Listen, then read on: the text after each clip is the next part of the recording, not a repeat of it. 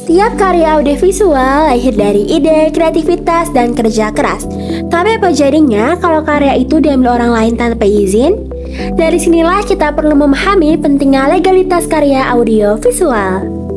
Legalitas karya erat kaitannya dengan hak cipta, yaitu hak eksklusif pencipta atas karyanya.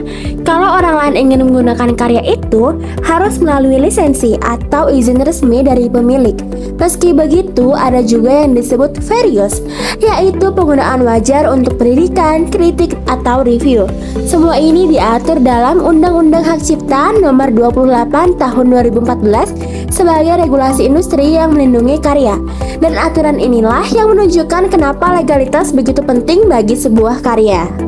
Dengan legalitas, karya tidak hanya aman secara hukum, tapi juga diakui kepemilikannya dan bernilai ekonomi. Pencipta bisa mendapat royalti, sementara publik bisa menikmati karya dengan cara yang benar. Sebaliknya, tanpa legalitas, karya mudah disalahgunakan dan justru merugikan penciptanya. Sayangnya, masih banyak contoh nyata pelanggaran yang bisa kita temui di sekitar kita. Di Indonesia, pembajakan karya masih sering banget terjadi. Film-film yang seharusnya tayang di bioskop justru disebarluaskan di situs ilegal. Begitu juga dengan musik. Banyak yang diupload ulang tanpa izin.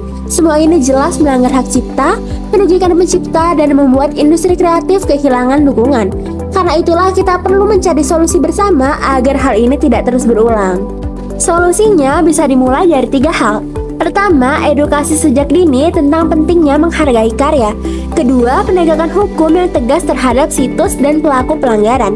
Dan ketiga, dukungan kita sebagai penikmat karya, yaitu dengan membeli tiket di bioskop, berlangganan streaming resmi, atau membeli musik legal. Kalau semua pihak terlibat, industri kreatif Indonesia bisa tumbuh lebih sehat dan berkelanjutan. Menghargai karya bukan hanya soal hukum, tapi juga soal menghargai kreativitas dan masa depan industri kreatif Indonesia. Jadi, mari kita dukung bersama-sama dengan cara yang benar, yaitu dengan menghargai karya dan mendukung kreativitas.